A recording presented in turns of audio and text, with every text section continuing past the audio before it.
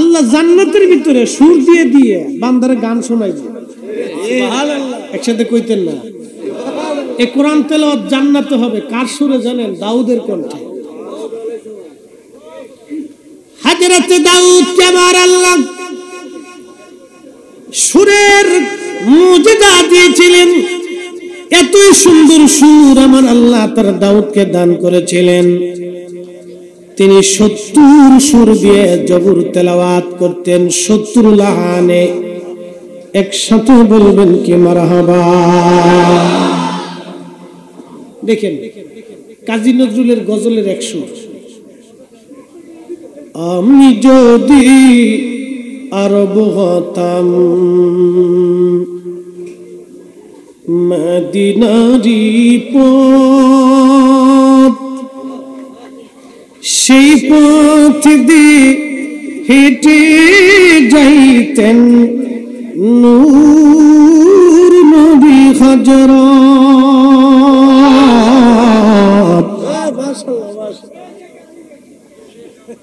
শফিক ভাই আল্লাহু আকবার নূর নবী হযরত মারহাবা করনা একটা নিয়ে 1000 না জানি কতটা কত হাজার এই বয়স কাল নাই যায়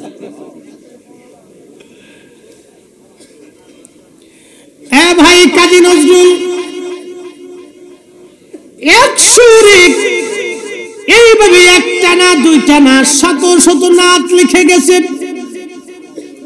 কাজী নজরুল ইসলাম শত শত নাত লিখে গেলেন আহা পৃথিবীর কত কবি আছে দেখেন হাসান বিন সাবিত আমার নবীর শানে নাত লিখছেন ইন্নাকা উলিতা মুবাররান আরবি নাত ইন্নাকা উলিতা মুবাররান মিন কুল্লি আইব কাআন্নাকা খুলিকতা কামা তাশা একবার জোরে বলা যাবে কি মারহাবা সুর দিছে কে আল্লাহ জোরে বল নাতি রাসূল কি সুর দিয়ে পড়বো না সুর ছাড়া হামদে বাড়ি তলে কি সুর দিয়ে না সুর ছাড়া জোরে বলে সুর দিয়া কোরআন শরীফ তেলাওয়াত সুর দিয়ে না সুর ছাড়া নামাজে তেলাওয়াত কি সুর দিয়ে না সুর ছাড়া তো ওয়াজ করলে করার সময় সুর দিয়ে ওয়াজ করলে আরেক বক্তার জ্বলে কেন তার মানে বুঝে গেল এটা শয়তানের আড্ডি ঠিক আজাজিল কোথাকার তোর জ্বলে তোর বাপের সুর দিয়ে আমরা ওয়াজ করব একই কথা বললে কেন ইমাম সব শুরু করছে আলহামদুলিল্লাহি রাব্বিল আলামিন আর রহমানির রহিম মালিক ইয়াউমিদ্দিন ইয়্যাকা না'বুদু ওয়া ইয়্যাকা নাস্তাঈন ভালো লাগে আমি যদি এই পড়ি আলহামদুলিল্লাহি রাব্বিল আলামিন রাত নাই বলে কি কথা কেন ভালো লাগছে সুর দিছে কে আল্লাহর কালাম সুর দিয়ে পড়লে আল্লাহর নবী নিজে এটা হক আদায় করতে বলছেন একসাথে বলবেন না মারহাবা তো আল্লাহর কালাম যদি সুর দিয়ে করা যায় তো ওয়াজ সুর দিয়ে করা যাবে না শয়তান কোথাকার রিকশা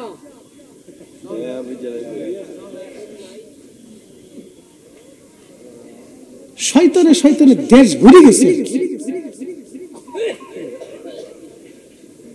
ফরিদে সাহেবের সুর না হলে এত লোক আপনারা এখন বসে থাকতেন না জিকিরে সুরের টান দেওয়ার পরে আপনাদের অন্তরের মধ্যে জজবা এসে গেছে কি কথা কন না কেন হে নবীর উম্মত দাউদ আলাইহিস সালাম যখন সুরের টান দিতেন পশু পাখিদের কলিজার ভিতরে এতই জজবা আসতো জজবার হালতে দাউদ আলাইহিস সালামের সামনে পশু পাখিরা ছটফট করে মারা যাইতো পাখিরা মারা যাইতো পশুরা মারা যাইতো একবার জোরে বলা যাবে আল্লাহু আকবার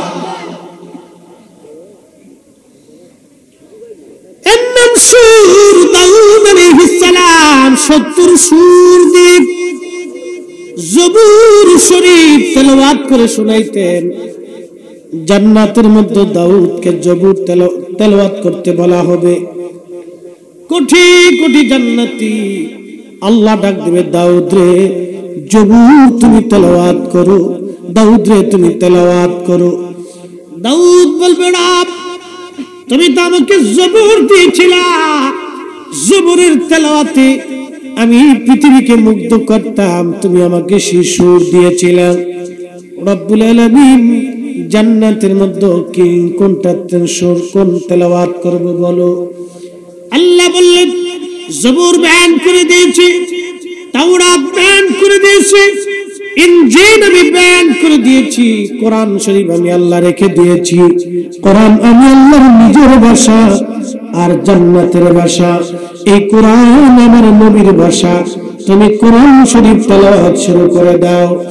জান্নাতের ভিতরে এত লহরী সুর, দাউদ নবী যখন জান্নাতের ভিতরে লাহোরি সুর দিয়ে কোরআন শরীফ তেলাওয়াত করবে, হাজার হাজার বছর কোরআন তেলাওয়াতের দাউদের কণ্ঠে মুগ্ধ হইয়া আল্লাহর কোটি কোটি জান্নাতীরা মুগ্ধ হয়ে পড়ে থাকবেন।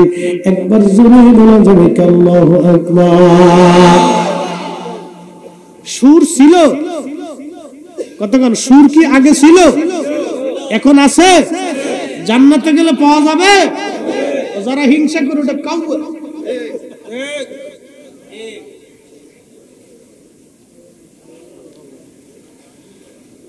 রামনগরবাসী, রায়পুরবাসী খুবই মনোযোগ দিয়ে শুনিয়া যান। সাহাবীরা সুরে সুরে নবীজির নাত গাইতো। শুধু কি তাই, প্রিয় নবী আমার হিজরত করে যখন মদিনায় যান, মদিনা বাপ দিবেন, এদেশে ইসলাম আনছে কি? ওলি আল্লাহরা। এ কথা কি সত্য না মিথ্যা? শাহজালাল ইয়ামানি মুজাদ্দিদি 800 বছর আগে এসেছিলেন, তিনারও আগে বহু ওলি জমিনে এসেছিলেন, কিন্তু শাহজালাল ইয়ামানি মুজাদ্দিদির মতো এইভাবে হুকুমত কায়েম করতে পারেন, ব্যাপকভাবে দ্বীন বাংলাদেশে এইভাবে প্রতিষ্ঠিত করতে পারেন নাই। ওনার মাধ্যমে এটা ব্যাপকভাবে আসছে। হযরত শাহজালাল ইয়ামানি 800 বছর আগে আসলেন 360 জনকে নিয়ে। ওই সময় যদি উনি বুকের উপরে হাত বেঁধে নামাজ পড়তেন, আজ 800 বছর ধরে মুসলমান দেশে বুকের উপরে হাত বেঁধে নামাজ পড়ত। উনি যদি নামাজে জোরে আমিন পড়তেন, এদেশে 800 বছর ধরে মুসলমান জোরে আমিন পড়ত। উনি যদি এই তারাবির নামাজ 8 রাকাত পড়তেন, 800 বছর ধরে দেশের মুসলমান তারাবির নামাজ 8 রাকাত করে পড়ত। কথা কোন ঠিক কিনা? শাহজালাল ইয়ামানি আসলেন 360 জন ওলি নিয়ে এই জমিনে কালেমার দাওয়াত দেওয়ার জন্য। উনি সেই ওলি যার রক্তে রাসূল করিমের রক্ত প্রবাহিত হয়। উনি সরাসরি হাসানি হুসাইনি, হাসান হুসাইনের রক্তধারা, আওলাদে রাসূল। একবার জোরে বলেন না মারহাবা। কোন রাসূল? আওলাদে রাসূল, সরাসরি রাসূলুল্লাহর রক্ত, হাসানি হুসাইনি। এই রক্তের অনেক ওজন। সরাসরি হাসাইনি হুসাইনি। যেহেতু এই কথাটা আসছে, আপনাদের সামনে একটা ঘটনা শোনাই যায়। আজকে বিশ্ববিখ্যাত আল্লাহর ওলি ইমাম আল ফারাজ ইবনুল জৌজি 900 বছর আগে উনি ওনার একটা কিতাবের মধ্যে লেখেন উলুল হিকায়াত, একটা ঘটনা লিখতেছেন। আল্লাহর একজন ওলি ছিলেন, তার নাম শাকিক ইবনে ইব্রাহিম বলখি। শাকিক ইবনে ইব্রাহিম বলখি বলতেছেন, আমি ইরাক থেকে হজ করার জন্য হাজিদের সঙ্গে কাফেলা করে রওনা দিলাম। সুদূর মক্কায় রওনা দিয়েছি, ইরাকি কাফেলার সঙ্গে রওনা দিলাম। ইরাকের একটা অঞ্চলের নাম হচ্ছে কাদেসিয়া। এই কাদেসিয়া অঞ্চলে আসার পরে আমরা কাফেলা স্থগিত করলাম বিশ্রাম করার জন্য। ঠিক এমন সময় দেখি একটা সুন্দর যুবক, নুরানি চেহারা, একবার জোরে বলা যাবে কি মারহাবা? কি চেহারা? নুরানি যুবক, নুরানি চেহারা। এই শুনেন, ওলি কেমনে চিনবেন? আজকে আল্লাহ রসুলের সূত্র দিয়েছে, আমাদের কারো সূত্র না, আল্লাহর নবী নিজের সূত্র দিয়েছে। ওলি কিভাবে চিনবে? সাহাবীরা জিজ্ঞেস করল, ইয়া রাসূলুল্লাহ, ওলি আল্লাহ বুঝবো কেমনে? বলে ইদা যুকির আল্লাহ, যাকে দেখলে আল্লাহ স্মরণ আসবে, বুঝবা সেই আল্লাহর ওলি। আসতে হলো কেন? কথা বুঝেন নাই? আল্লাহ রসুলের সূত্র, ইদা যুকির আল্লাহ, যাকে দেখলে আল্লাহ স্মরণ আসবে, যাকে দেখলে অন্তরে আল্লাহর কথা মনে আসবে, রাসূল কারীমের কথা মনে আসবে, আল্লাহর ভয় অন্তরে আসবে, বুঝবা সে আল্লাহর ওলি। একসাথে বলে যাবেন আল্লাহু আকবার। এই ওলি আল্লাহর বাংলাদেশ, শহীদ গাজীর বাংলাদেশ, রহম করো আল্লাহ, রহম করো আল্লাহ। এই ওলি আল্লাহর বাংলাদেশ, শহীদ গাজীর বাংলাদেশ, রহম করো আল্লাহ, রহম করো আল্লাহ। শাকিব বলকি বলতেছেন, এত সুন্দর চেহারা, এত নূরময় মায়াবী, জীবনে কোনোদিন আমি এত সুন্দর যুবক দেখি নাই। সৌন্দর্য দেখে আমি মুগ্ধ হয়ে গেলাম, চিন্তায় পড়লাম, এত সুন্দর যুবকরা তো ফিতনার কারণ হয়, কারণ সুন্দর যুবক, সুন্দর যুবতীরা ফিতনার কারণ হয়ে যায়। আমার দেশে সুন্দরী বেডি যারা আছে, লিপস্টিক আলতা শুধু নষ্ট হয়ে যাবে বিদায় ওযু করে না। ঠিক আছে,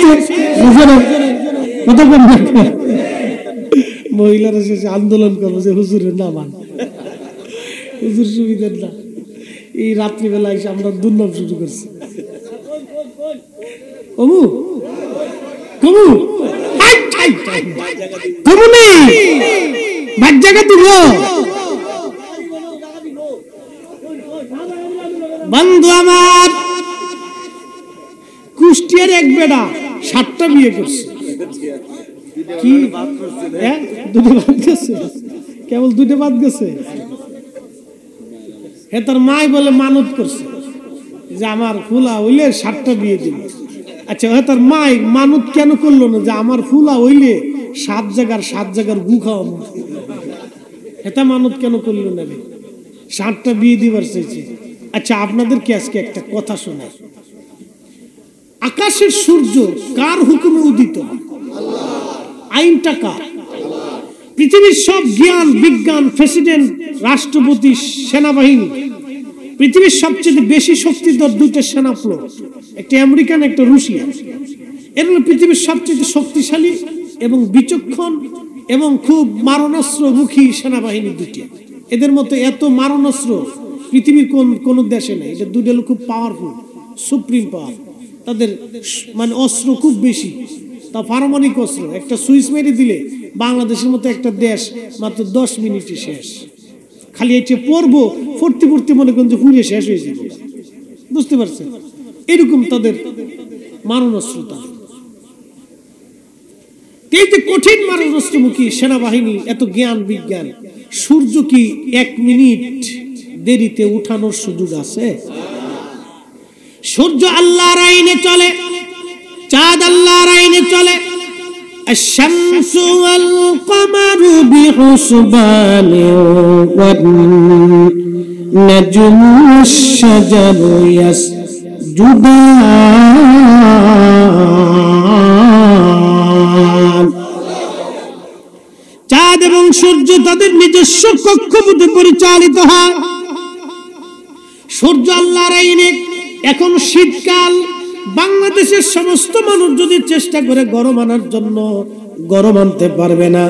শীতের পরে আসবে বসন্ত, এরপরে আসবে আপনার গ্রীষ্ম, এরপরে বর্ষা। আপনাদের এই রামনগর অঞ্চল খালে বিলে নদীতে পানি ভরে যাবে। পাশেই মেঘনা নদী, এই নদীতে পানি টইটুম্বর হয়ে যাবে। কোটি কোটি মন পানি নদীতে ভেসে চলে যাবে। পৃথিবীর কোন শক্তির ক্ষমতা নেই পানি ঠেকায় দেবেন। কথা বলেন ঠিক কিনা? পানি আসবে, বিরাট শক্তি। পানি আল্লাহর হুকুমে প্রবাহিত হলো। নদী আল্লাহর আইনে, জমিন আল্লাহর আইনে, গাছে ফল হয় আল্লাহর আইনে, গাছে জাম হয় আল্লাহর আইনে, কাঁঠাল আসে আল্লাহর আইনে। কাঁঠালের সময় কাঁঠাল, আমের সময় আম, জামের সময় জাম, লিচুর সময় লিচু। যিনি ধরান বলেন ওই মালিকের নাম কি? সবকিছু কার আইনে চলে? আমরা কার আইনে চলে? জোরে জোরে জোরে।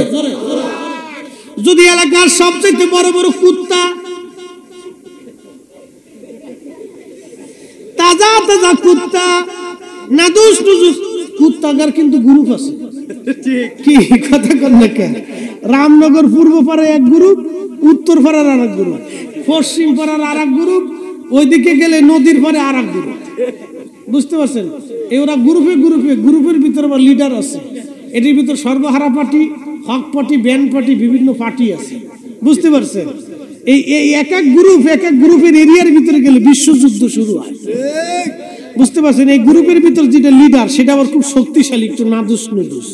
তো সব গ্রুপের যত লিডার কুত্তা আছে সব কটার দরিয়াই নিয়ে কায়দা মতো জবাই করিয়া, এরপরে গোস্ত মোস্ত বানাইয়া ফেরাই টেরাই করিয়া একবারে কালাবোনা, সান্দু হোটেলের কালাবোনা বানাইয়া, এরপরে আপনাদের সামনে বিরিয়ানি রান্না করে যদি সামনে আইনে দিয়ে বলা হয়, ভাইরে তোর লাগে আজকে এই এলাকার সবচেয়ে বড় কুত্তার এই বিরিয়ানি রান্না করে আনছি, আপনারা খাবেন।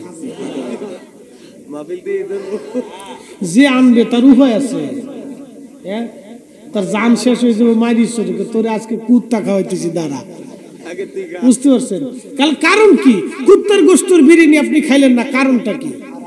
জোরে বলেন না, একসাথে জবাব দিতে হবে। কি হারাম কে করছে?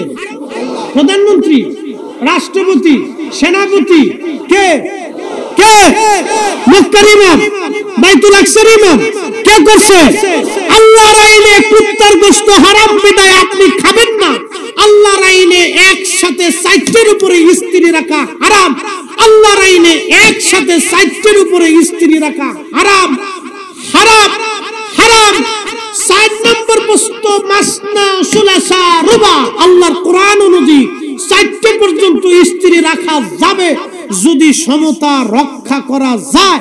তার শারীরিক চাহিদা, অর্থনৈতিক চাহিদা, ক্ষুধার চাহিদা, বাসস্থানের চাহিদা, মৌলিক চাহিদা, প্রেমের চাহিদা যদি তাকে পূরণ করতে সমানভাবে সব প্রতিষ্ঠিত করতে পারেন তাহলে 4টে পর্যন্ত করা যাবে।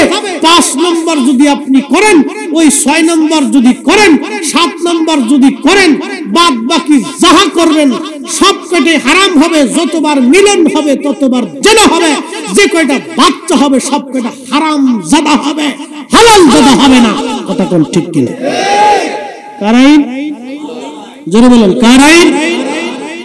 আমাদের দেশে অনেকেই কইতে পারেন তো সৌদি আরবে 18টা 20টা বিয়ে করে কেন? সৌদি আরবেও যদি করে তাও হারাম। ঠিক আসতে কইলেন কেন?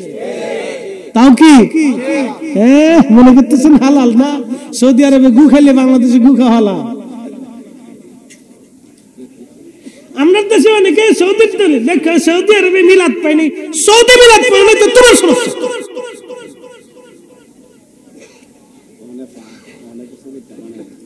মাওলানা নুরুল ইসলাম ফারুকী সাহেব রহমতুল্লাহ শহীদ হয়েছে, আল্লাহ তার বেহেশতের আলা মাকাম দিক। সকলে বলে না। উনি একদিন গল্প করতেছে কি এক সৌদিয়ান আর এক বাঙালি দুইটা মারামারি লাগাইছে। তো বাঙালিরা তো মারামারিতে মোটামুটি একবারে ফুটু খারাপ না। কি কথা কন না কে? 1971 সালে পাকিস্তানিরা যেমনি সুবাই ছিল বাঙালিরা, হ্যাঁ কায়দা মতো সুবনিটা দিয়ে হয়েছে। কি কথা কন না কে? ঠিক কিনা? এক সাগরের বিনিময়ে বাংলার স্বাধীনতা আনলে যারা। খারাপ হয়? দেশের সাথে একটু টুনটুনি চলতো, আরে সর্বনাশ, ফরিদি সাহেব গায়ক কিন্তু কম না। শফিক ভাই একটা 1000 দিছে, তখন মনে করেন যে খালি বান্ডিল ছাড়াইতে, মাল ছাড় মাল ছাড়। ফুলাফানে শুনে কি আমি একা, কিরে ফুলা ভাই কি দাউনস, আমি একা আমি একা। এটা হল এটা হল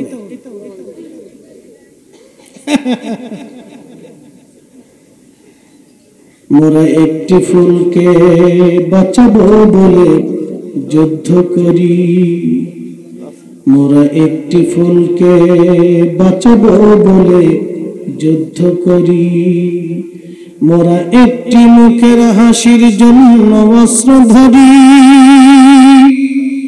মোরা একটি ফুলকে বাঁচাবো বলে যুদ্ধ করি। ঠিক কিনা? রামনগরবাসী আল্লাহর আইনে কুত্তার গোশত হারাম, আল্লাহর আইনে 4টির উপর স্থির রাখা হারাম। ফারুকি সাহেব বলতেছেন বাঙালি আর সৌদিয়ান মারামারি লাগাইছে, তো বাঙালি সৌদি আরব তার সব জায়গায় লাঠি সুটা পাওয়া যায় না, বাঁশকুটি ইট পাটকেল পাওয়া যায় না, ও জায়গার সব জায়গায় সমান।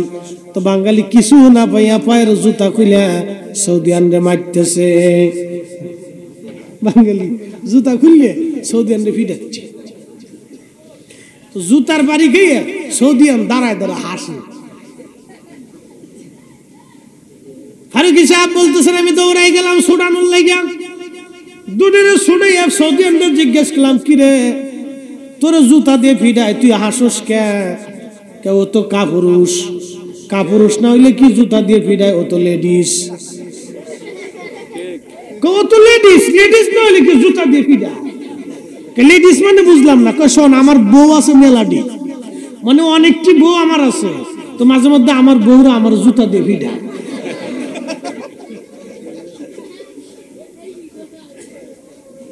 আমার বউরা আমার মাঝে মধ্যে জুতা দিয়ে ফিটায়।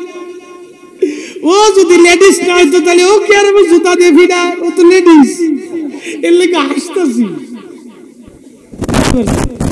তার মানে বুঝে গেল ওরাও বেশি বিয়ে করে সুখে নাই। কি কথা কর না কে? নিম তিতা তেঁতুল তিতা, তিতা পানের জ্বর, তার সাথে অধিক তিতা 203-এর ঘর রে, 203-এর ঘর। যে বেড়া 2 বিয়ে করছে বাংলাদেশে, ওই বেড়া যারে দুনিয়া কি, ও দুনিয়ার থেকে জাহান্নাম দেখেই গেছে। কথা বল না। ছোট বউরে যদি আপনি একবারে কোল যে কাইটে খাওয়াই দেন তো ছোট বলতো না কি বড়টা দিয়েছো, সুখ পাবেন না। সুখ নাই রে সুখ পরাণের পাখি, 3-4টা বিয়া করে নারায়ণপুরে থাকি, আমার সুখ নাই রে।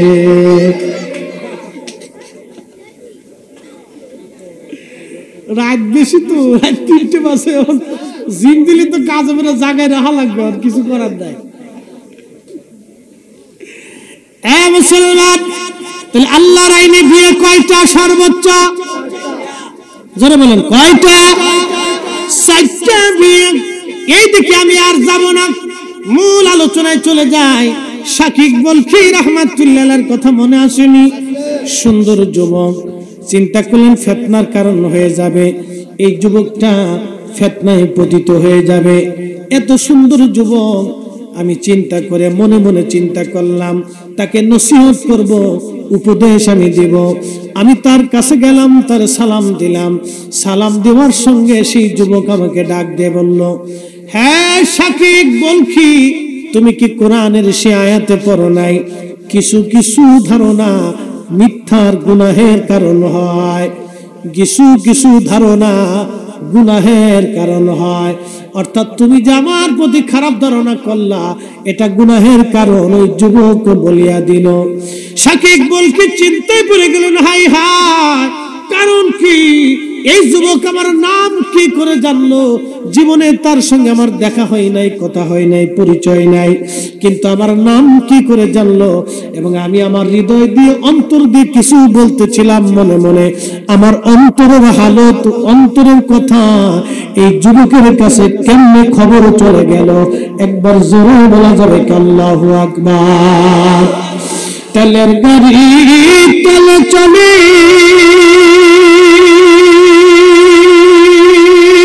হাওয়ার গাড়ি হাওয়ায় উড়ে,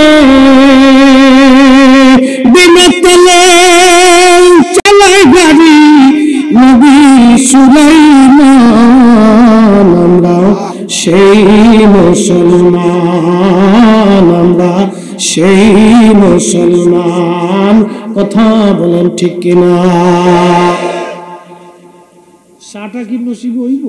আশা করা যায় না মরার পরে কবরে দিবেন? আমাকে দেশের সিস্টেম কি জানেন?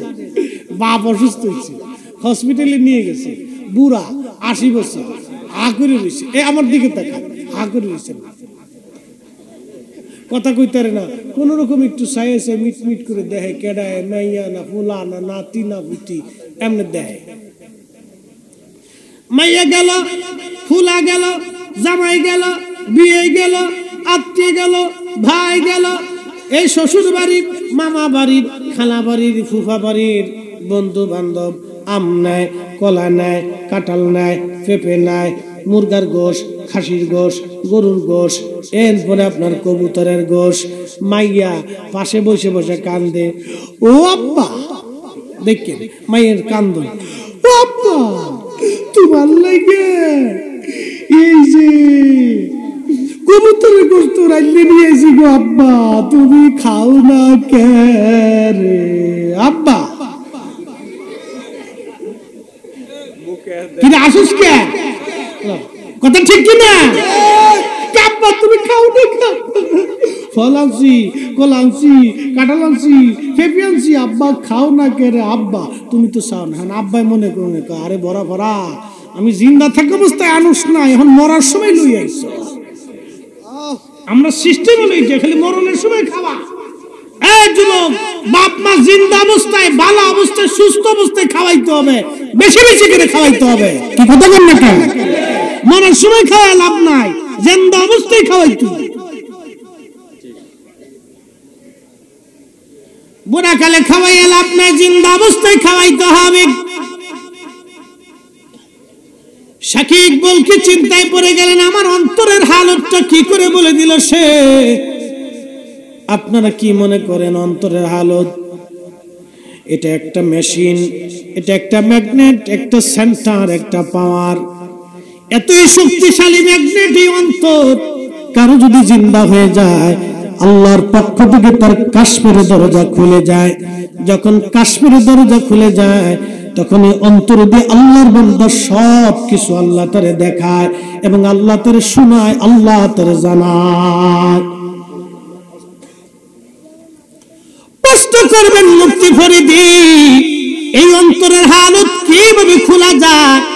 এই অন্তরের হালত আপনাকে হালাল খাবার দিয়া, আল্লাহর জিকির দিয়ে, আল্লাহর ইবাদত দিয়ে খুলে নিতে হবে।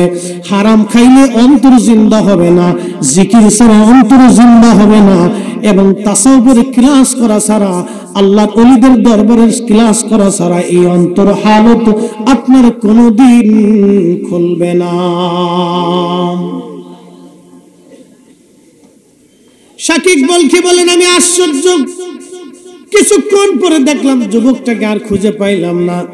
এরপরে কয়েকদিন আর সে নাই, তারে খুঁজে পাই না। আবার কিছুদিন পরে তারে আবার দেখলাম, দেখতেছি একটা তাঁবুর পাশে দাঁড়াইয়া দাঁড়াইয়া এত সুন্দর করে সে নামাজে দাঁড়ায় গেছে। সে নামাজ পড়তেছিল আর শরীর গুলি থরথর থরথর করে কাঁপতেছিল, আর চোখের পানিগুলি অঝর ধারায় পড়ে পড়ে তার পবিত্র দাড়িগুলি ভিজে ভিজে জমিনে পড়তেছিল। একবার আওয়াজ তুলে জোরে বলা যাবে কে মারহাবা? এত সুন্দর নামাজ আমি জীবনেও কোনোদিন দেখি নাই। এত চমৎকার নামাজ, এত সুন্দর, চোখের পানি ছেড়ে ছেড়ে কাঁদতেছে, আর শরীর গুলি থরথর থরথর করে তার কাঁপতেছে। আল্লাহর সামনে দাঁড়াইয়া মনে হচ্ছে সে আল্লাহর সঙ্গে কথা বলতেছে, আল্লাহর সঙ্গে কালাম বিনিময় করতেছে। এই সুন্দর নামাজ আমি দেখে আমি শাকিক বলকি চিন্তা করলাম, একটা বার আমি তার সঙ্গে কথা বলে দোয়া নিয়ে আসি। অবশ্যই সে আল্লাহর বুজুর্গ ওলি, এইভাবে এত রাত্রিবেলা সে এত সুন্দর নামাজ পড়ে এবং আল্লাহর সঙ্গে কথা বলতেছে আর থর থর করে কাঁপতেছে। শাকিক ইবনে ইব্রাহিম বলকি তিনি বললেন, আমি তাকে দেখার জন্য দোয়া নেওয়ার জন্য গেলাম, তাকে সালাম দিলাম। সে নামাজ শেষ করে সালামের উত্তর দিয়ে বলল, শাকিক তুমি কি কোরআনে পড়ো নাই যে আল্লাহর দরবারে তওবা করে ও তওবা ও আমিলা সালেহা এবং নেকামল করে আল্লাহ তার জীবনের সব গুনাহগুলি মাফ করে দেয়? একবার জোরে বলা যাবে কে মারহাবা? শাকিক বলকি আরো আশ্চর্য, দ্বিতীয়বার আমার অন্তরের হালত সে কি করে বলে দিল। আমি আবার আশ্চর্য হয়ে গেলাম। শাকিক বলকি রাহমাতুল্লাহ আলাইহি বলতেছেন, দুনিয়ার মানুষ। আমি আশ্চর্য হলাম এবং কিছুক্ষণ পরে সে আমার থেকে আবার হারিয়ে গেল। আবার তারে আমি খুঁজে পাই না, কোথায় গেল? কয়েকদিন আমি তারে খুঁজে পাইলাম না। একটা দিন আমাদের কাফেলা একটা জায়গায় কুয়ার পাশে স্থান নিল। আমি লক্ষ্য করলাম ওই যুবকটা কুয়ার পাশে দাঁড়াইয়া একটা কাঠের বাসন দিয়া কুয়ার ভিতর থেকে পানি উঠানোর জন্য চেষ্টা করতেছে। শাকিক বলকি বলেন, আমি দূর থেকে তাকায় দেখতেছি করেটা কি। কিছুক্ষণ পরে আমি দেখি তার হাত থেকে পানিটা কুয়ার মধ্যে পড়ে গেল। ওই হাতের এসে আপনার কাঠের বাসনটা কুয়ার ভিতরে পড়ে গেল। যখন কুয়ার মধ্যে পড়ে গেছে আমি চিন্তা করলাম, দেখি যুবকটা করে কি। চিন্তা করতেছি যে দেখি করেটা। এমন সময় দেখি আসমানে, আল্লাহর দিকে তাকাইল। আসমানে একসাথে বলবেন আল্লাহু আকবার। আসমানে তাকায় বলতেছে রব।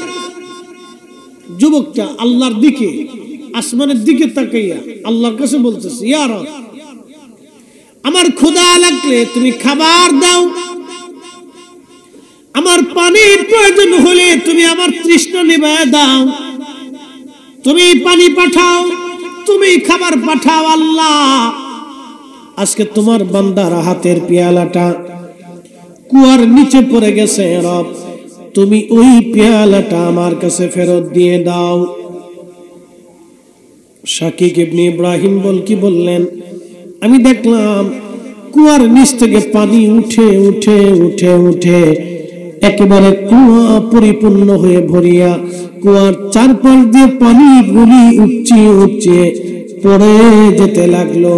আর ওই যুবক সেই পানির ওই যে মশকটা ছিল কাঠের, পানির সাথে ভেসে উঠেছে। সে তার মশকখানা নিয়ে, সে তার ওই পানির পেয়ালাখানা নিয়ে পানি পান করলো এবং ওই পানি দিয়ে ওযু করে সে নামাজে দাঁড়ায় গেল। একবার জোরে বলা যাবে আল্লাহু আকবার। তেলের গাড়ি তেলে চলি,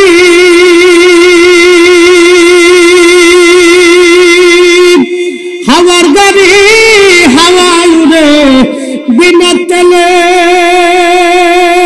চালায় গাড়ি নবী সুলাইমান। আমরা সেই মুসলমান, আমরা সেই মুসলমান। কতক্ষণ ঠিক কিনা? মুর্শিদের চিন্তা শুরু করি।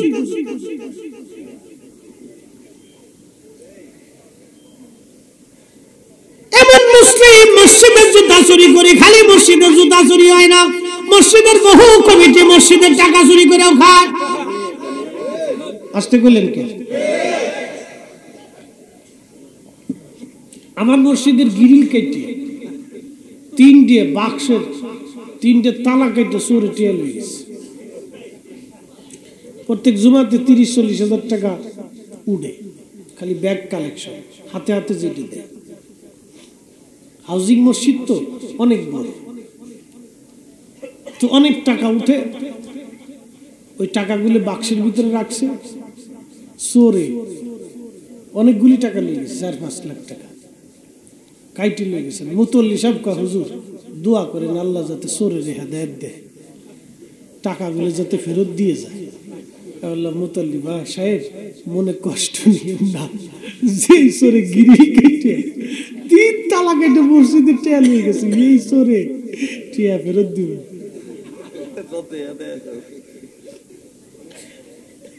কি চোরে চোর, 23 চোর, বিশ্ব চোরা। এখন আপনারা বলেন মসজিদের টাকা যে চোরে নিয়ে গেল, ওরা যদি বাংলাদেশের অর্থমন্ত্রী বানাই দেন, কয়দিন আগে সংবাদে দেখলাম এক ক্যান্ডিডেট প্রার্থী এটা নির্বাচনে বোর্ডে দাঁড়াইল, এটা মসজিদের টাকা চুরি করিয়া তারপরে তার ঋণ পরিশোধ করছে। এরা যদি বাংলাদেশের বাণিজ্য মন্ত্রী বানাই দেন, তো বাংলাদেশের পার্লামেন্টে যত এমপি আছে সবার এমপি কে জুতা চুরি করে নিয়ে যাবে।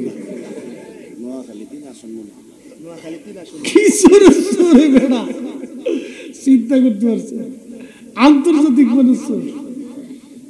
আমার শফিক ভাই কিন্তু নোয়াখালী বলে, এই তার নাম করলে নোয়াখালী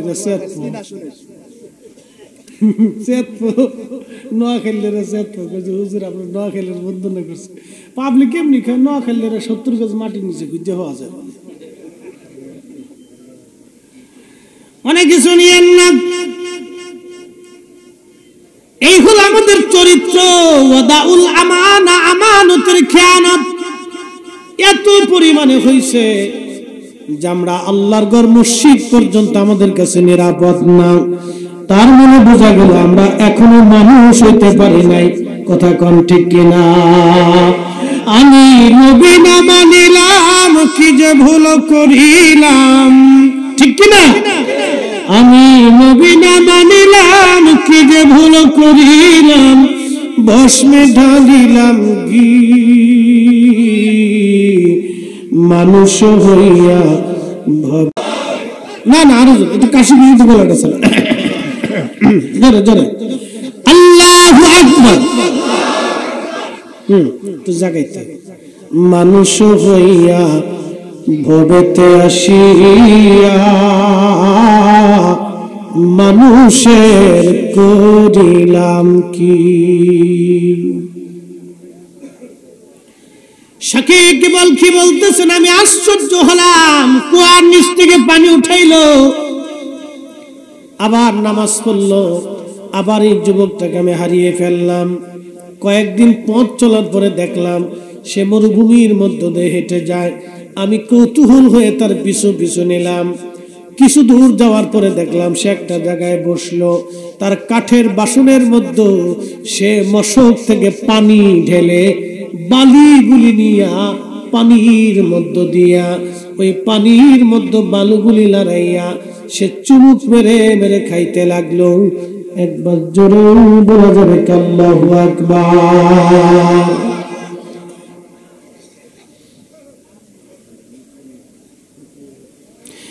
এশকের গভীর তত্ত্ব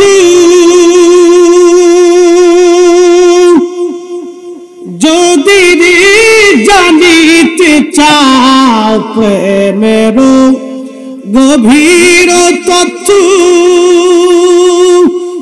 যদি জানিতে চাও, কামেলের পদ তলে নেশার হইয়া যাও।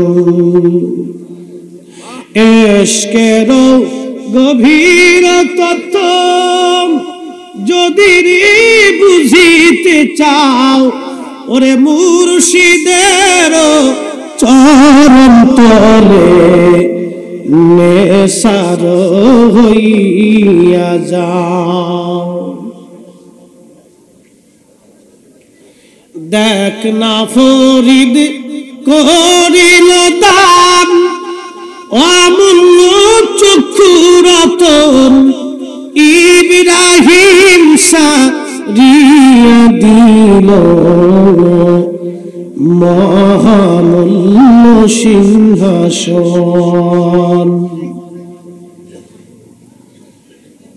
রামনগরবাসী হযরতে শাকিব বল কি আশ্চর্য, পানির ভিতরে বালু দিয়ে কি করে খায়? আমি চিন্তায় পড়ে গেলাম, এটা বালু হলো না রিজিক হলো আমার দেখার দরকার। পানির ভিতরে কি করে বালু দিয়ে এই ছেলেটা এটা পান করতেছে। আমি তার কাছে গেলাম, সালাম দিলাম, বললাম হে আল্লাহর বান্দা, আপনার খাবারেও আমাকে অংশগ্রহণ করে নেন, অর্থাৎ আপনার খাবার থেকে কিছু খাবার আপনি দয়া করে আমাকে দিয়ে দেন। যুবক ডাক দিয়ে বলল, শাকিব, আল্লাহর দেওয়া রিজিকে আপনি সন্দেহ করতেছেন, তাহলে নেন, বিসমিল্লাহ বলে শুরু করেন। আমি চিন্তায় পড়ে গেলাম, মনে মনে বললাম তার খাবারের মধ্যে সমস্যা আছে কিনা দেখি। আর সে বলে দিচ্ছে, শাকিব, আল্লাহর দেওয়া রিজিকে আপনার সন্দেহ হচ্ছে, বিসমিল্লাহ বলে শুরু করেন। শাকিব বল কি বললেন, ওই খাবারটা যখন আমি মুখের মধ্যে দিলাম, দেখলাম সে বালি আর বালি নাই, ওই বালিটা বার্লি ছাতু হয়ে গেছে। ছাতু আরবিতে বলে তালবিনা, বাংলায় বলে ছাতু। একবার জোরে বলা যাবে কি মারহাবা? ছাতু চিনেন? ছাতু এখন আছে দেশে, হ্যাঁ, বাচ্চাদেরকে খাওয়াননি, ফুলাপানে এখন খায় চিপস, সুইংগাম, খালি ওই শ্যাপ সাথে শ্যাপ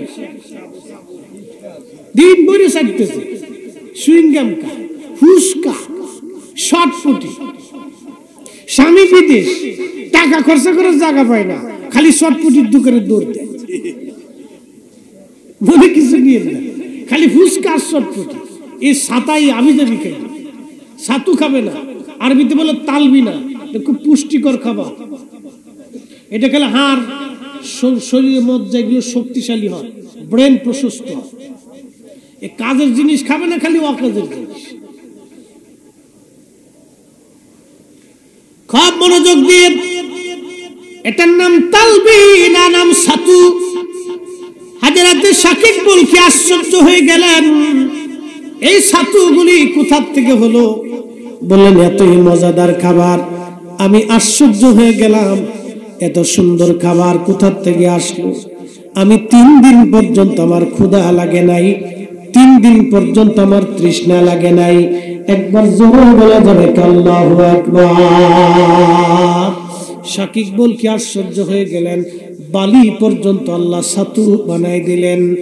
আল্লাহর ওলি যারা, তাদের জন্য আল্লাহ আইন পরিবর্তন করে দেয়। কি কথা কন না কেন? আল্লাহর বন্ধু যারা, তাদের জন্য আল্লাহ আইন পরিবর্তন করে দেয়, বিধান পরিবর্তন করে দেয়। কোরআন শরীফ থেকে বলেছিলাম, আম হাসিবাতা আন্না আসহাবাল কাহফি ওয়ার রাকিম কানু মিন আয়াতিনা আযাবা। আসহাবে কাহফ 7 জন যুবক আল্লাহর ওলি। আহা, ওই জামানায় তারা শিরক এবং কুফর থেকে দূরে থাকার জন্য একটা মসজিদ বানাইয়া আজান দেওয়া শুরু করলেন। 7 জন যুবক, তাদের আজান নামাজ দেখে দেশের বাচ্চা বলল, ধরে নিয়ে আসো।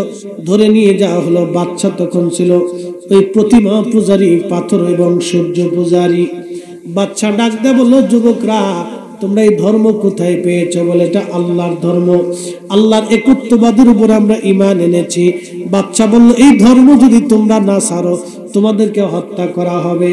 যুবকরা ডাক দিয়ে বলল, বাচ্চা, জীবন চলে যাবে, এই ধর্ম আমরা ছাড়ব না, আল্লাহর একত্ববাদ আমরা ভুলব না। বাচ্চা বলল, যেহেতু ভুলবে না, তাহলে তোমাদেরকে হত্যা করা হবে। বলে, জীবন দিয়ে দিব। বাচ্চা এবার যুবকদেরকে ছেড়ে দিয়ে বলল, তোমাদেরকে 7 দিনের সময় দিলাম, তোমরা যদি ছেড়ে না দাও, হত্যা করা হবে।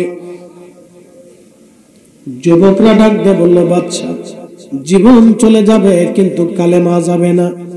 এবারে বাচ্চা 7 দিন সময় দিল, 7 দিন পরেও তারা আজান দেয়, নামাজ পড়ে।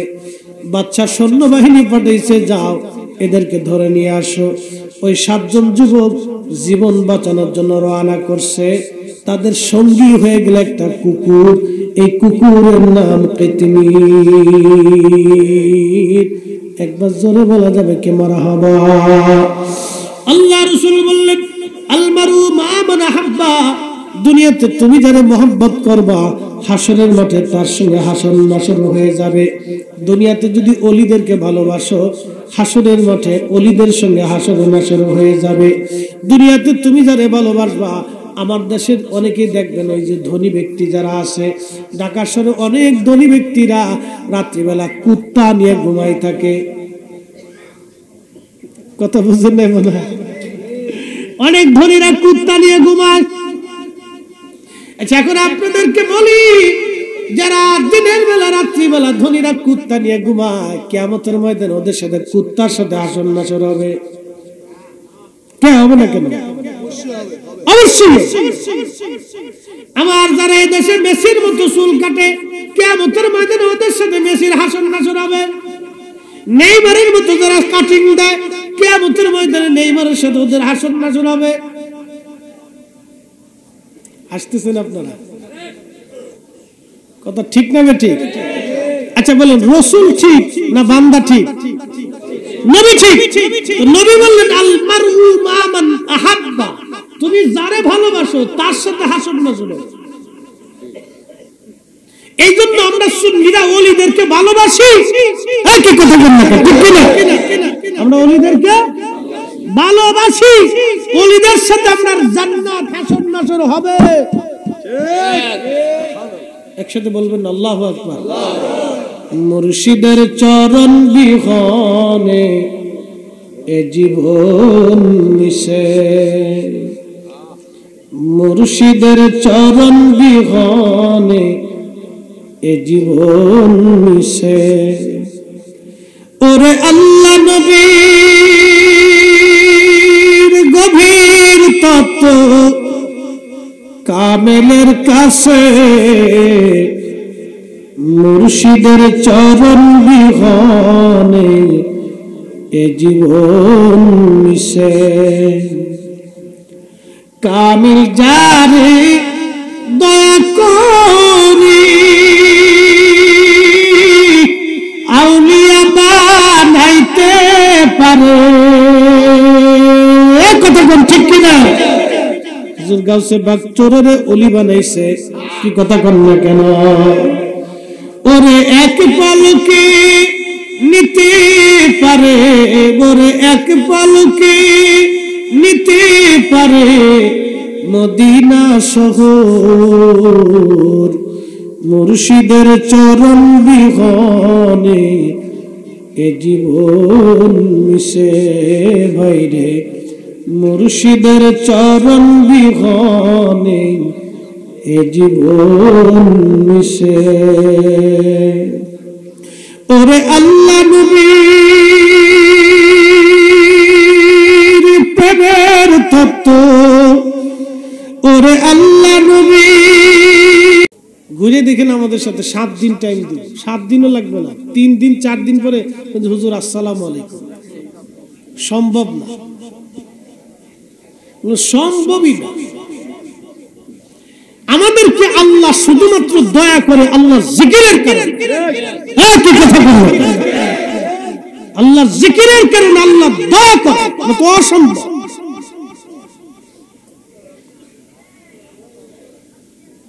আল্লাহর কোরআন বলতেছে, আল্লাহর পথে যারা জীবন দেয় তাদেরকে মরা মনে করিও না, তারা জিন্দা। একসাথে জোরে বলেন আল্লাহু আকবার। জিন্দা জিন্দা। সাহাবী বলতেছেন, আমি কোরআন শুনতেছি কবরের উপর থেকে, আর কোরআন তেলাওয়াত হয় কবরের ভিতর থেকে। একবার জোরে বলা যাবে আল্লাহু আকবার। এই আমার দিকে তাকান, কোরআন তেলাওয়াত হয় কোন জায়গা? কবরের ভিতরে। জোরে কোন? কবরের। আর সাহাবী শুনতেছে কবরের উপর থেকে। সাহাবী শুনে কবরের উপর থেকে, তেলাওয়াত হয় কবরের ভিতরে। তেলাওয়াত হয় কবরের ভিতরে। সাহাবী শুনে কবরের উপরে, কবে মনোযোগ দিয়ে শুনিয়া যান, সূরা মুন তেলাওয়াত চলতেছে। সাহাবী বললেন, আমি কবরের উপরে বিছনা করে শুয়ে শুয়ে তার তেলাওয়াত শুনতেছি।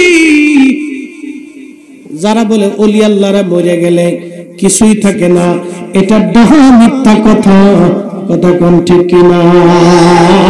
আল্লাহর ওলিরা মারা যাওয়ার পরে কবরের ভিতরে তাদের আলাদা জগৎ শুরু হয়। এই জগৎ আপনি দেখেন না, বুঝেন না, এটা আপনার চোখের দোষ, আপনার অন্তরের দোষ। এসব দেখি কামার হাট বাজার, ঠিক কিনা? একটা না পাই আর একটা না রে, চলো এবার ভব পারে। ওরে নিজে কানা পথ চিনে না, পরকে ডাকে বারবার। এসব দেখি কানার হাট বাজার।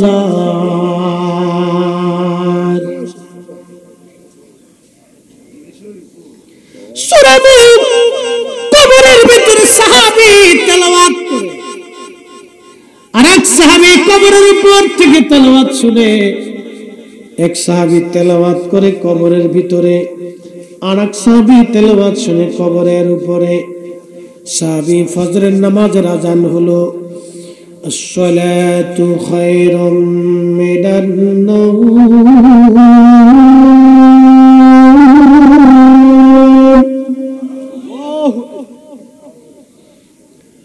আসসালাতু খায়রুম মিনান নাওম।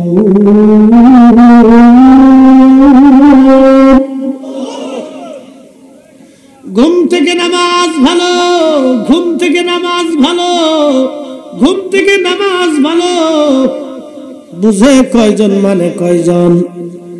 সাহাবী নামাজ পড়তে গেলেন, সারা রাত তেলাওয়াত শুনলেন, নামাজ পড়তে গেলেন, আল্লাহর হাবিবের পিছনে নামাজ পড়লেন।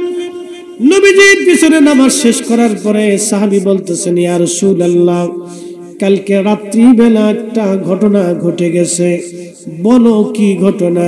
বলে, হুজুর, আমি জানতাম না এখানে কোনো কবর আছে। আমি কবরের উপরে বিছনা করলাম, তাবু গাড়লাম, শুয়ে পড়লাম। আমি কবরের ভিতর থেকে সূরা মুলকের আওয়াজ শুনলাম। একজন আল্লাহর বান্দা কবরের ভিতর থেকে সূরা মুলক তেলাওয়াত করতেছিল, আর আমি কবরের উপর থেকে তেলাওয়াত শুনতেছিলাম। আল্লাহর নবী মুস্কি হাসি দিয়ে বলে, সাহাবী হিয়াল মানিয়া হিয়াল মুনজিবা তুনজিহি মিন আযাবিল কবর। সাহাবী রে, এই সূরাটা হলো কবরের আযাব প্রতিরোধক। এই সূরাটা যে প্রত্যেক দিন এশার নামাজের পরে তেলাওয়াত করবে, আমার মালিক আমার আল্লাহ তাকে কবরের আযাব থেকে বাঁচায় দিবে। আল্লাহর বান্দাকে যখন কবরে নামানো হবে, পৃথিবীর সব মানুষ কবর থেকে চলে আসবে, কেউ আর আপন হবে না। একদিন মাটির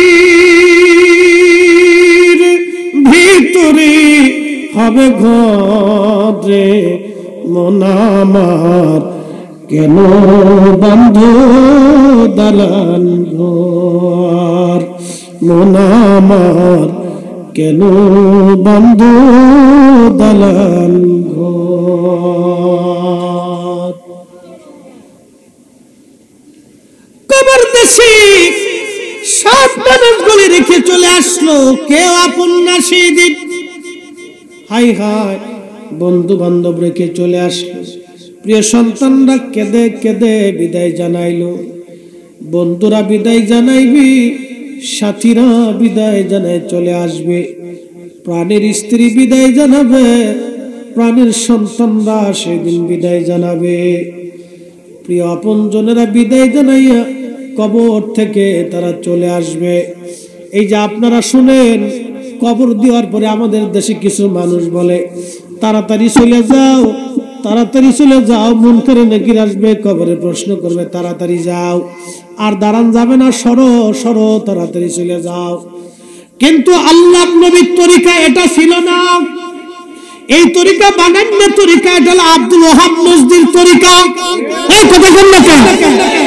আব্দুল ওহাব নজদির দল খালি কবে দোয়া লাগবে না, না করলেও চলে, না করলেও চলে, না করলেও চলে, চলে যাও চলে যাও চলে যাও, জানাজা পড়ছো এতেই হয়ে যাবে, চলে যাও। খালি বলবে চলে যাও, তাড়াতাড়ি যাও, কিন্তু না, কবর দেওয়ার পরে কয়েকটা কথা আজকে শোনাই দিয়ে যাই। আল্লাহর নবী উম্মতকে বলতেন, উম্মত রে, কবর দেওয়ার পরে ইস্তাগফিরু লিআখিকুম, তোমরা ভাইয়ের জন্য ইস্তিগফার করবা। কত সময়, কত টাইম দাঁড়াইবা? একটা উট জবাই, এই মাসলা শুনে যাও, ঘুমাইছে, পৌনে 4টা বাজে, ঘুমাইছে। একসাথে জোরে বলেন তো আল্লাহু আকবার, না হাত উঁচু করে বলেন আল্লাহু আকবার।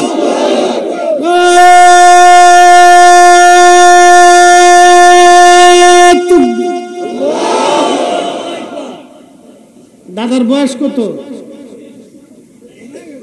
হ্যাঁ 75। এই দাদার বয়স কত?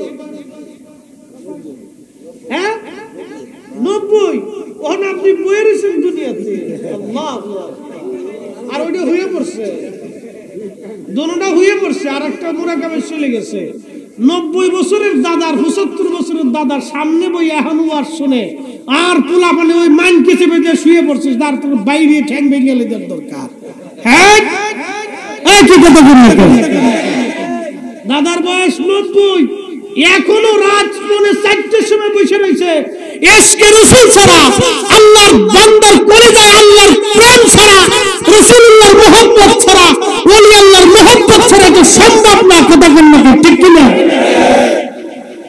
বুড়া মানুষ 90 বছর বয়সে এখনো বসে রয়েছে, রাত পৌনে 4টে বাজে।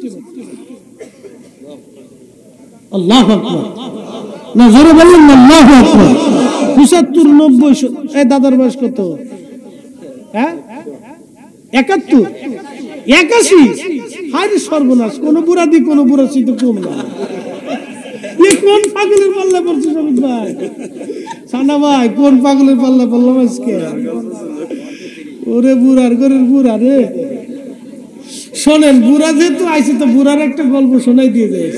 হ্যাঁ, একজন খুব বুড়ার বুড়া, এই ফুলাপান শুনিস, তোরা তো ঘোড়ার ডিম ওই লটপটি আর চটপটি খেয়ে ফেসবুক দিয়ে জীবন শেষ করে ফেলেছিস। তোকার জীবনে কিচ্ছু নাই, তোকার কপালে বিয়েও নাই, যা। হ্যাঁ, মনে করিস না যে বিয়ে আছে কপালে। একজন খুব বুড়ার বুড়া, বিরাট বুড়ার বুড়া, তো ছেলে ফেলেদেরকে বলতেছে, বাবারা রে, তোরা আমার একটু গাট্টি বক্সা দিয়ে সুন্দর করে একবারে সামানা টামানা দিয়ে হজের কাফেলার সাথে আমার একটু সাজা গুজা তোরা একটু হজে পাঠা, বাবা বুড়া হয়ে গেছি, বাকি জীবনটা আল্লাহর ঘরে কাটায় আসি। তো ছেলেরাও চিন্তা করলো, হ কথা তো সত্য, আব্বা বুড়া হয়ে গেছে, হজের দরকার। তো আগের জমানা তো ওই কাফেলা করে উট দুম্বা ছাগল ভেড়া নিয়ে তারপর যাওয়া লাগতো। একটা গাধার উপরে মাল সামানা চাপাই দিয়ে আর একটা গাধার উপরে বাবার উঠাই দিয়ে কাফেলার সাথে সামানা টামানা দিয়ে রওনা করে দিচ্ছে। তো যাচ্ছে যাচ্ছে যাচ্ছে বহু দূর, এক কারিয়া গ্রামের পাশ দিয়ে যাওয়ার সময় দেখে এক বুড়া মিয়া, বুড়া এ রাস্তার কোনাত বয়ে বয়ে কাঁদতেছে। তখন খুব মায়া লাগছে, বুড়া কালে বুড়া লোকটা কান্দে, মনে হয় ছেলে পেলেরা খাইতে যেতে দেয় নাই, বাড়ির থেকে বের টের করে দিছে, তো তার খুব মায়া লাগছে। তো গাধার থেকে নাই মেয়ে তার কাছে যা বলতেছে, ও আল্লাহর বান্দা, বুড়া ভাই, বুড়া কালে কি জন্য কান্দো? কান্দতেছি, মনে বিরাট বড় দুঃখ। বলে কি দুঃখ বুড়া কালে? আমার বাপ হয়ে আমার ধরে ফিরেছে, আমার বাপ হয়ে আমার ফিরেছে। তুমি যে বুড়ার বুড়া, তোমার বাপও আছে, হেতে আবার ফিরেইতেও পারে। কহা আমার বাপ, তা তোমার বাপরে তো দেখার দরকার। বলে দেখতে চাইলে বাড়ির ভিতরে যাও, কাকা চলো। তো দুই বুড়াই রওনা দিয়ে এখন যাই দেখে যে এক বুড়া খুব খুনখুনা বুড়ার বুড়া, চুল দাড়ি সব পাইকে ঝুনি হয়ে গেছে, চামড়া চুমড়ে গুছাই গেছে, কিন্তু বুড়া খুব টনটনা বুড়া, খুব শক্ত বুড়া। তো জল চকির উপর চুপচাপ বসে রয়েছেন, সালাম দিয়ে কয়, সালাম আলাইকুম। বুড়া চাচা, তুমি কেডা? আমি হজে যাচ্ছিলাম, তো আপনার বুড়া ভোলাটা রাস্তার পথ বয়ে বয়ে কান্দে, জিজ্ঞেস করলাম, তা আপনি বলে ফিটাইছে। সাথে ফিটাইছি। ও কত বড় বেয়াদব জানো? হেতে ওর দাদার লগে বিয়াদবি করছে, এর ওর দাদাও আছে, ঘরের ভিতরে যায় দগ হয়ে রয়েছে। পুরো সর্বনাশ। আমার জীবন আর বুড়া দেওয়ার দরকার নাই, দেখছি ভাব চাই। বুড়া তো টনটনে বুড়া, একটা 80, একটা 75, একটা 90, এই 4 পর্যন্ত বসে রয়েছে। আল্লাহু আকবার। এদের দোয়া আল্লাহর কাছে কবুল হয়। একসাথে বলবেন না মারহাবা। এরা যখন হাত তুলে তখন আল্লাহর কাছে শরম হয় যে আমার এই বুড়া বান্দা বুড়া কালে আমার কাছে কাঁদতেছে, কেমনে ফিরাই দিই। আচ্ছা, আপনাদের কাছে একটা প্রশ্ন করে জবাব দিন। কোন খুনখুনে বৃদ্ধ এই লোক এসে যদি আপনার কাছে করুণা করে কিছু চায়, আপনি দিবেন না? কি কথা কন নাকি, দিবেন না? আপনার কাছে মায়া লাগে না যে আরে বুড়া চাচাটা বুড়া কালে এত অসহায় অবস্থায় এসে বসলো, কিছু না কিছু দিয়ে? আল্লাহর কাছে আপনার চাইতে 99 গুণ মায়া বেশি। এই জন্য বৃদ্ধ লোক নিয়ে আর বাচ্চা নিয়ে দোয়া করতে হয়। ও খালি কবে দোয়া নাই, দোয়া নাই। আল্লাহ রাসূল বলেন, উম্মত মানুষ মারা যাওয়ার পরে কবরের পাশে কত সময় তুমি দাঁড়ায় থাকবা, তার কবরস্থ করার পরে কত সময় তুমি থাকবা। একটা উট জবাই দিবা, এই উটটা জবাই দেওয়ার পরে, এই উটটা জবাই দেওয়ার পরে গোশত বানাইয়া, চামড়া সিলাইয়া গোশত বানাইয়া উটের গোশত বন্টন করতে যে সময় পর্যন্ত সময় নেয়, এই সময়টুকু তুমি তোমার ভাইয়ের কবরের পাশে দাঁড়ায়া তুমি তোমার ভাইয়ের জন্য তালিম দিতে থাকো, ইস্তিগফার করতে থাকো, তার জন্য দোয়া করতে থাকো। একবার জোরে বলা যাবে কি মারহাবা? আচ্ছা, এখানে কষাই আছে নি? কষাই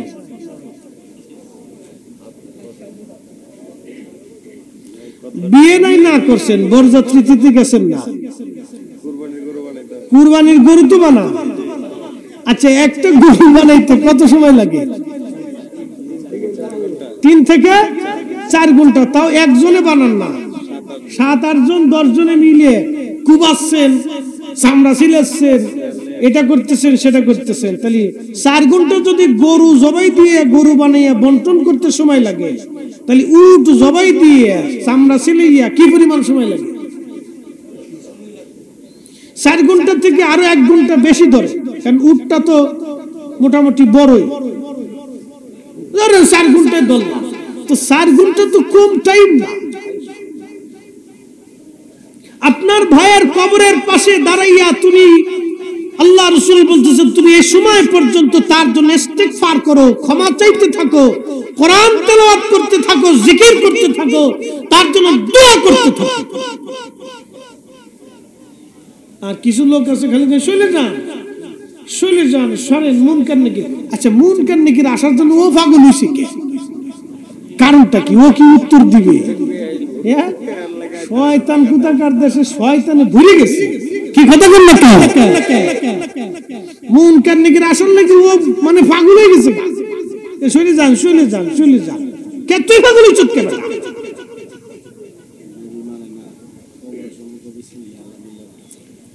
এ মুসলমান আমার, রামনগরবাসী,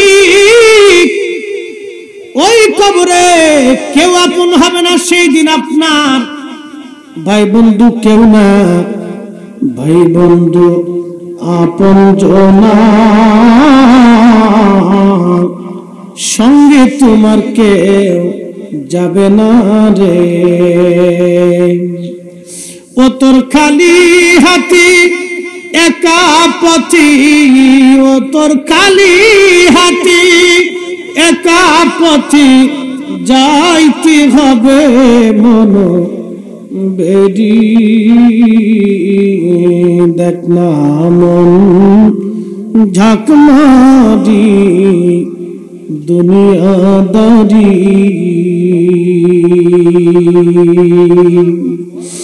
ও তোর পিছে পিছে ঘুরছে সমন, কোন দিন জানি তোর হয় সমন জারি। দেখ না মন ঝাঁক মারিয়ে দুনিয়াদারি।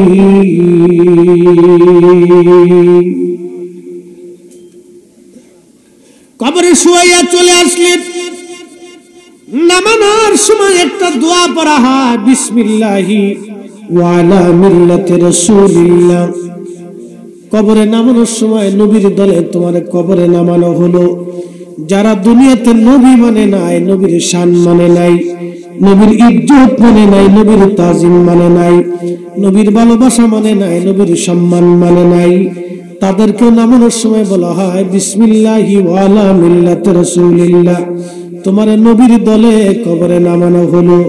আচ্ছা আপনারা বলেন, দুনিয়াতে সে নবীর শান মানে নাই, নবীর ইজ্জত মানে নাই, কবরে যতই বিসমিল্লাহ বলে নামাক না কেন কাজ হবে না। কি কথা কোন ঠিক কিনা?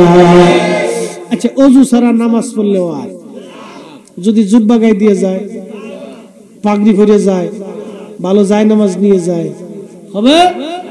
ওযু ছাড়া যেমন নামাজ হয় না, কেউ যদি নবীর দল দুনিয়ার থেকে করে না যায় আর শয়তানের দল আব্দুল ওয়াহাব নজদির দল করে যায়, কবরে নামানোর সময় বিসমিল্লাহ যতই করে কাজ হবে না। কি কথা কোন লাগে ঠিক কি না? কাজ হবে অবশ্যই। ওই কবরে নামাইয়া দুনিয়ার সমস্ত মানুষ চলে আসলো। মুনকার নাকির আপনার কবরে আসবে, প্রশ্ন করবে মার রাব্বুকা, তোমার রব কে? ওমা দীনুকা, তোমার দিন কি? মা কুনতা তাকুলু ফি হাক্কি হাযার রাজুল, এই লোকটা সম্পর্কে তুমি কি বলতে, তোমার আকীদা কি তুমি বলো। একটা প্রশ্ন হবে রব নিয়ে, আর একটা প্রশ্ন দ্বীন নিয়ে, আর একটা প্রশ্ন রিসালাত নিয়ে। অতএব নবীজির রিসালাতকে যারা অস্বীকার করে, এই পোস্টারের মধ্যে লেখা আছে নারে তাকবীর আল্লাহু আকবার, নারে রিসালাতি ইয়া রাসূলুল্লাহ সাল্লাল্লাহু আলাইহি সাল্লাম। আমাদের দেশের একদল ভাইরা নারে তাকবীর আল্লাহু আকবার মানে, নারে রিসালাতি ইয়া রাসূলুল্লাহ মানে না। আস্তে বলেন, কে জোরে বলেন? জোরে খোর রাত 4টা বাজে অসুবিধা কি? জোরে বলেন। জমিন কার? একসাথে বলেন, জমিন কার? আসমান কার? আইন চলে কার? এই জমিনে আল্লাহু আকবার তাকবীর চলে। লিতুমিনু বিল্লাহ, ঈমান আনো আল্লাহর প্রতি। এরপরে আল্লাহ বলেন ওয়া রাসূলিহি, নবীর প্রতি। তাহলে আল্লাহর তাকবীর চললে রাসূলুল্লাহর তাকবীর বন্ধ হবে, কারণটা কি? আল্লাহ বলেন ওয়াতিউল্লাহ ওয়া আতিউর রাসূল, আমি আল্লাহ মানার পরে নবী মানো। তুমি আল্লাহর তাকবীর দেওয়ার পরে রাসূলুল্লাহর তাকবীরে বাধা কেন? আল্লাহর প্রতি ঈমান আনার পরে রাসূলের উপর আনতে হবে, আল্লাহ মানার পরে নবী মানতে হবে। অতএব আল্লাহর তাকবীর দেওয়ার পরে রাসূলুল্লাহর স্লোগান চলবে। আল্লাহর জমিনে আল্লাহর নবীর স্লোগান চলবে না তো শয়তানের স্লোগান চলবে নাকি? আল্লাহর জমিনে আল্লাহর পরে নবীর স্লোগান চলবেই চলবে। কথা বলে ঠিক কিনা?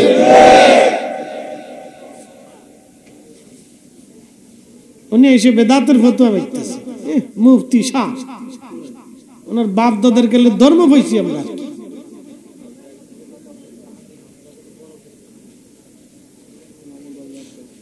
মুসলমান, আল্লাহর জমিনে আল্লাহর স্লোগানের পরে তার হাবিবের স্লোগান চলবে।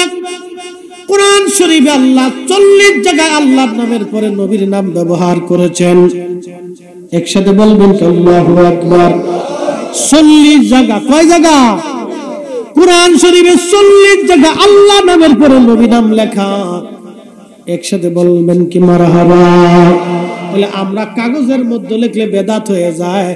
এসব দেখি কানার হাট বাজার, ঠিক কি না?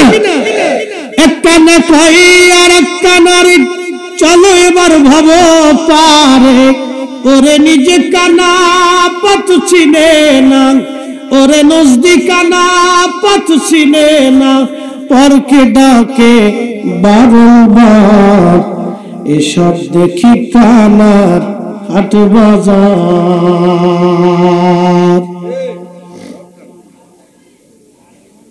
বন্ধু আমার, খুবই মনোযোগ দিয়ে শুনিয়া যান।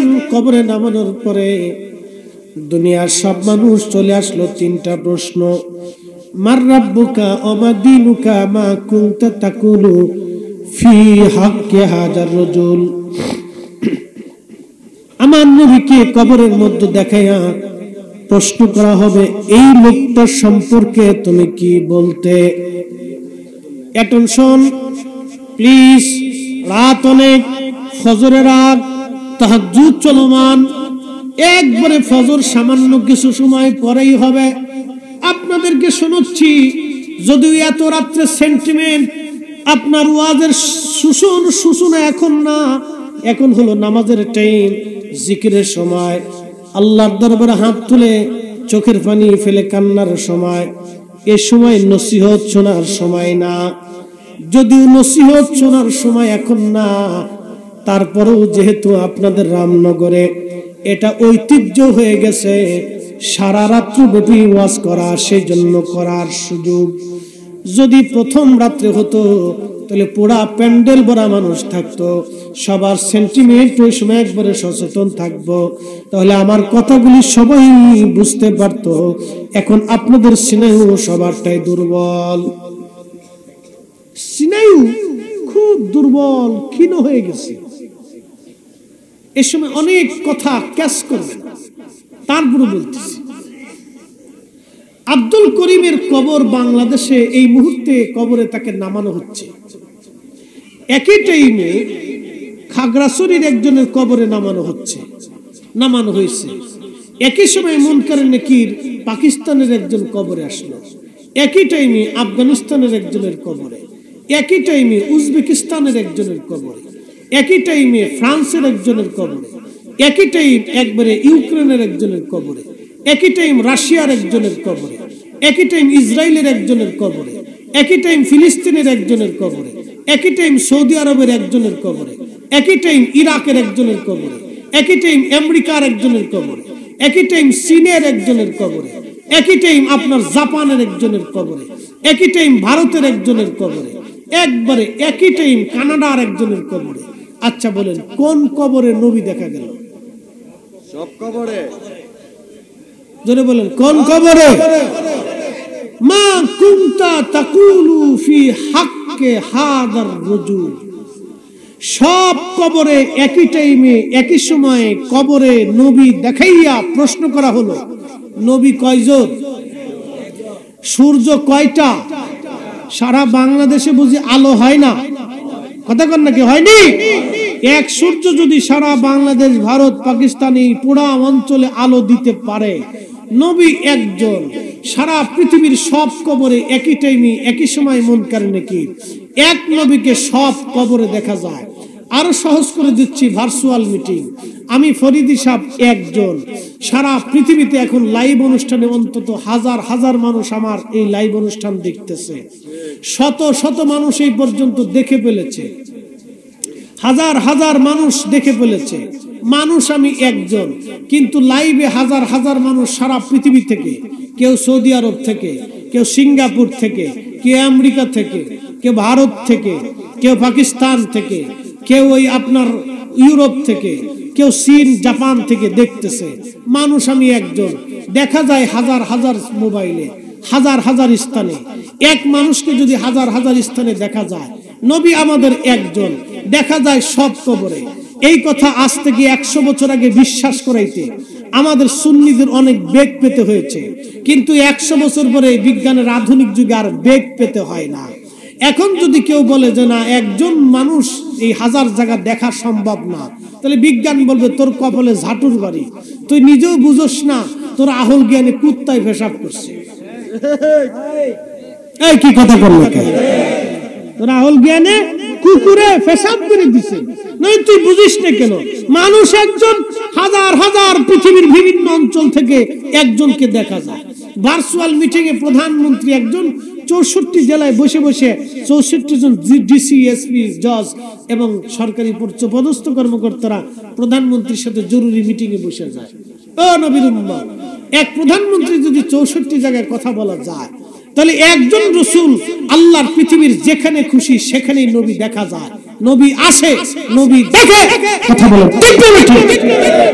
এই সাধারণ জ্ঞান আর নলেজ আর ঈমান আপনাদেরকে বুঝাইতে বুঝাইতে আমাদের জীবন পার হয়ে গেল, তারপরেও আমরা বেদাতি হয়ে গেলাম।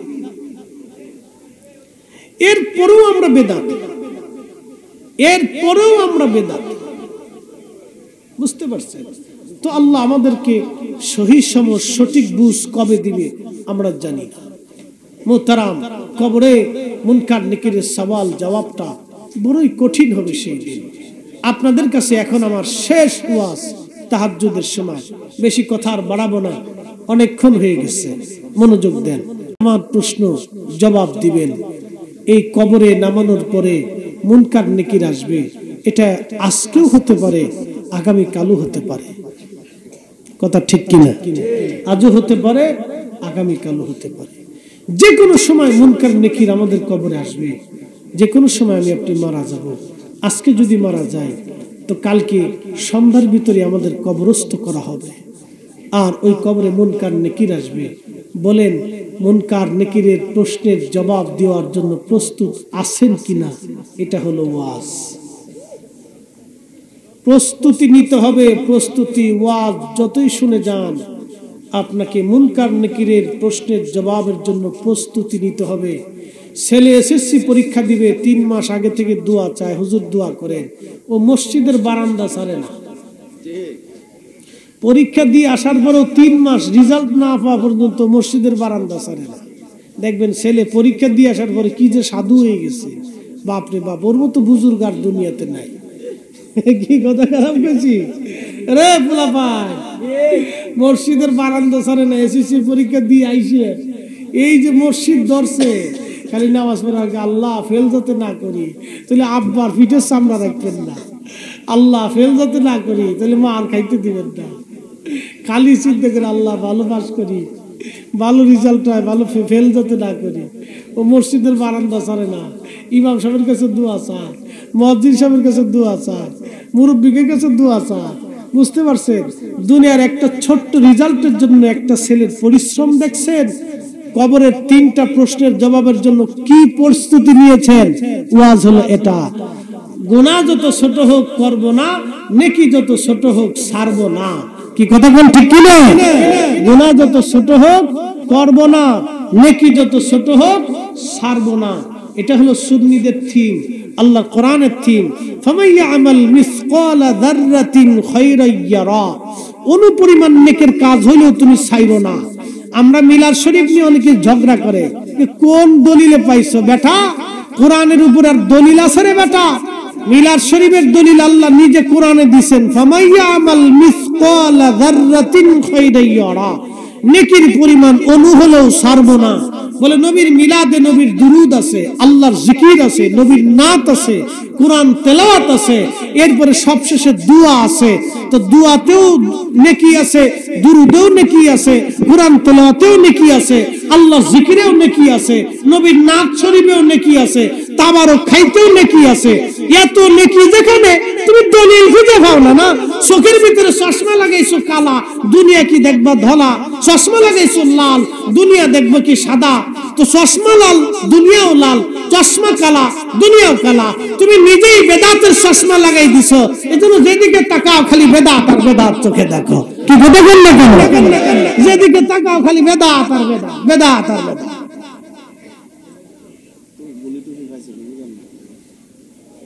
বেদাত আর বেদাত। নবী সাহাবীরা এইভাবে কোনদিন মিলাদ পড়ে নাই। তো নবী সাহাবীরা এইভাবে মিলাদ পড়ে নাই, তো রাসূল করিম সাল্লাল্লাহু আলাইহি সাল্লামের সাহাবীরা এই খতমে বুখারী কবে দিছে? হ্যাঁ, নবী আসার 200 বছর পরে বুখারী শরীফ হয়েছে। খতমে বুখারী কই পেয়েছে? ইসলাহি মাহফিল কই পেয়েছে? আরো অনেক কিছু আছে যেগুলো ধরলে শেষে অনেকে রাগ করবে। তুই আবার রানে চলে গেলি কে? খোদা, ও রানে চলে গেছে, দেখছো? রানে যাস না। তো যা হোক, এগুলি আমাদের আফসোসের সাথে কথা। তো আল্লাহ আমাদের প্রত্যেকের কবুল করুক, সকলে বলে না আমিন। সুন্নত বেদাত আমরা বুঝি, আমরা ওয়াজ, আল্লাহ পাক আমাদেরকে মানার, ঈমান আনার, আহলে সুন্নাত ওয়াল জামাতের পথে চলার তৌফিক দিক, বলে না আমিন। বলছিলাম কবরে নামাইয়া সব চলে আসবে, মুনকার নেকির আসবে। আপনি পরাস্ত হয়ে গেছেন, পরাস্ত হয়ে যাওয়ার পরে কি হবে? সূরা মুলক, ও শুনে যান, সূরা মুলক মাথার পাশে দাঁড়ায় থাকবে। যে ব্যক্তি প্রত্যেকদিন এশার নামাজের পরে সূরা মুলক তেলাওয়াত করত, এই সূরা মুলক মাথার পাশে দাঁড়ায় থাকবে। আযাবের ফেরেশতারা মাথার দিক থেকে আসতে যাবে, ঠিক এই সময় সূরা মুলক ডাক দিবে, ও ফেরেশতারা কোথায় যাও? বলে এই বান্দাকে আযাব দেওয়ার জন্য যাচ্ছি। সূরা মুলক ডাক দেয়া বলবে, ফেরেশতারা রে, আমার আল্লাহর বান্দা প্রত্যেকদিন আমাকে রাত্রিবেলা তেলাওয়াত করত, অতএব আমি যত সময় আসি তোমাদেরকে কবরে ঢুকতে দেব না। একবার জোরে বলা যাবে আল্লাহু আকবার। এরপরে সূরা মুলক আবার পায়ের কাছে আসবে, ফেরেশতারা ঘুরে পায়ের দিক থেকে ঢুকতে যাবে। সূরা মুলক পায়ের সামনে দাঁড়ায় থাকবে। ফেরেশতাদেরকে বলবে, ফেরেশতারা কোথায় যাও? বলে এই বান্দাকে আযাব দেওয়ার জন্য যাচ্ছি। সূরা মুলক কয় না, এ বান্দা প্রত্যেকদিন এশার নামাজের পরে আমাকে তেলাওয়াত করত, অতএব যতই চেষ্টা করো আমি মুলক তোমাকে এখানে ঢুকতে দেব না। ফেরেশতারা বলবে, রব কোন কবরে তুমি পাঠাইলা? তোমার মুলক সূরা মুলকের জ্বালায় ঢুকাই তো যায় না, সে ঢুকতে দিতে চায় না। সে তাকে বলে তেলাওয়াত করেছিল এই জন্য ঢুকতে দেবে না আল্লাহ, আমরা কি করে ঢুকবো? আল্লাহ ডাক দেবে, ফেরেশতারা রে, চলে আয়, চলে আয়, চলে আয়, আমি আমার বান্দার জীবনের গুনাহ মাফ করে দিলাম। একবার জোরে বলা যাবে কে মারহাবা। দুনিয়ার যখন কেউ আপনার আপন হলো না, সূরা মুলক আপনার আপন হয়ে গেল, তাহলে এশার নামাজের পরে সূরা মুলক আপনারা তেলাওয়াত করবেন। আল্লাহ সকলকে আমল করার তৌফিক দিন। সকলে আওয়াজ তুলে জোরে বলেন আমিন।